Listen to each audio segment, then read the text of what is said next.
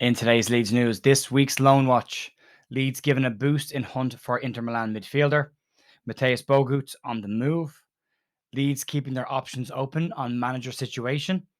And Willie Gnonto linked with a host of clubs.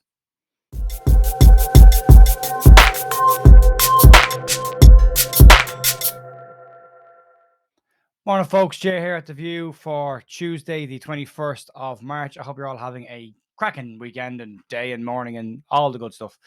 I'm not going to hang around today. We got a bit to get through, just some information, but we're going to start off with this week's Loan Watch. Just to update everybody on yesterday's ask. I have spoke to Jerry McDermott, and we are going to do something probably this week with Jerry about what's been going on at the youth academy at Leeds and players to keep an eye on at the age groups coming up, and what Jerry knows about all of the young lads that are currently lighting fires in the academy. So that will be happening at some point this week. So keep an eye out for that, and I will update you as soon as I get more detail on that. Right, let's start off and crack on with this week's wrap up of Loan Watch. Cody Drama played 90 minutes and was described as having a fantastic performance and registered a brilliant assist in Luton Town's 1-1 draw with Sunderland last week. Charlie Creswell was named in the EFL Team of the Week and voted as Millwall's man of the match in their 2-1 win over Swansea last week, and he also played 90 minutes in their 1-0 defeat to Huddersfield. Ian Poveda back on the bench for Blackpool and got back on the pitch, playing 10 minutes in Blackpool's 4-1 loss at Coventry. Joe Gelhardt's struggles in front of goal continue, subbed on 72 minutes. This seems to be a system problem more so than a player problem, as Joe was brought in to partner Ross Stewart, who is now out for the remainder of the season. Joe is struggling to find his feet at Sunderland and get goals under his belt. Alfie McCalmont played 76 minutes against Stevenage in Carlisle's 0-0 draw at the weekend.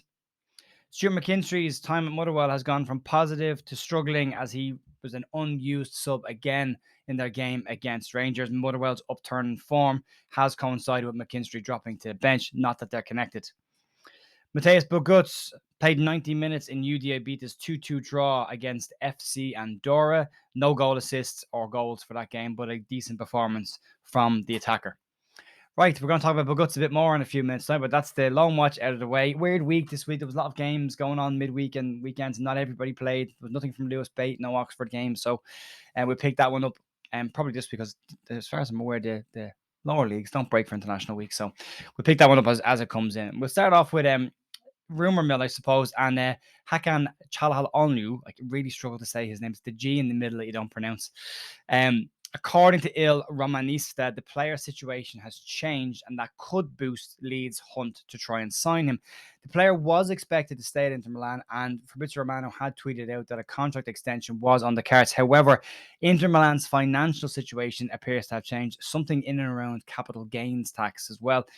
And what they're saying is Inter Milan may now be in a situation where they have to sell a lot of their key players. This has been described as a horrible awakening for the fans, as Inter Milan currently sit in third place in Serie A.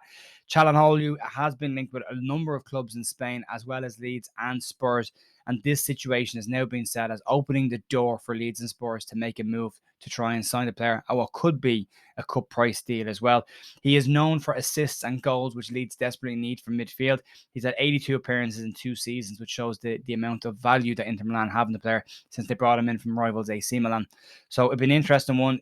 If Leeds do sign him, gets the back in as usual, but there's a lot of work to be done between now and the end of the season. It is still a very big rumour at the moment, so chances of it happening, it's 50-50. Maybe nothing, maybe something. We'll have to wait and find out. So let's move on and talk about outgoings. And Matthias Bogutz, a rekindling of LAFC's interest in the player, and LAFC are said to be in advanced talks to bring the player over to the MLS.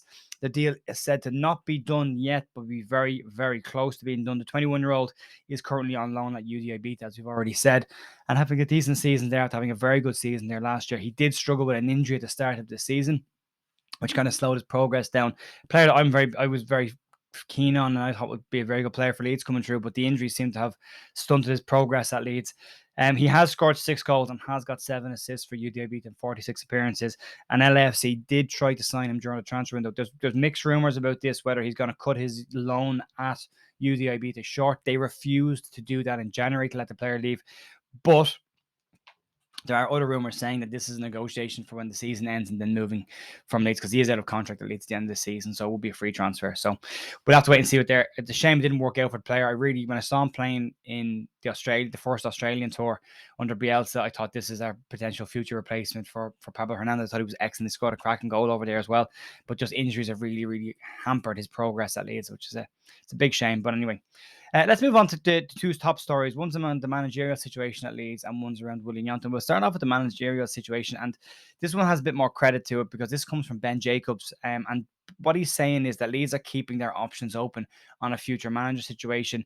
Since Garcia's appointment at Leeds, they've picked up 7 points from 12 available points, and Jacobs says that there are lots of moving parts at Ellen Road currently, and Leeds are keeping their eyes and their options open on potential manager situation. Jacobs said that we all know that Andoni Iraola was a top choice, but there was no ability to get the deal done with Vallecano, and Iraola himself wasn't that intent on leaving mid-season.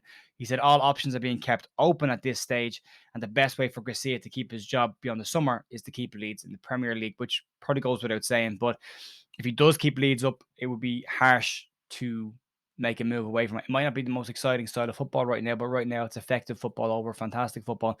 And right now, Leeds need effective football over fantastic football. So right now, for me, Garcia is doing a fantastic job at Ellen Road. Long may it continue. He's got a very big month in April, which will probably dictate what his future looks like at Leeds. I think he's great. I like his press conferences. I like his style. I like what he says about the players. It'd be nice to keep him on should Leeds stay in the Premier League. And even if we don't stay in the Premier League, if we do go down, you get the feeling that Garcia as a manager may stay with Leeds and get Leeds back up. You know, he has got experience in doing that as well. So it would be nice to see him stay on. But again, more news on that as and when it happens. But I think April will dictate what happens there. Moving on, let's talk about our main story of today, and it's Willie Gnonto. And according to ilgazzetta.it, Arsenal, Chelsea, Manchester City, and Juventus are all said to be lining up moves for the Italian attacker. What they say is that Gnonto is expected to leave Leeds in the summer should Leeds get relegated, and they are preparing deals for the player for when that happens. Gnonto has got a deal at Leeds until 2027, so it's quite a long contract. He's only just joined Leeds. Remember, he wasn't Premier League ready. Now you've got all the Premier League clubs circling around waiting to snatch him.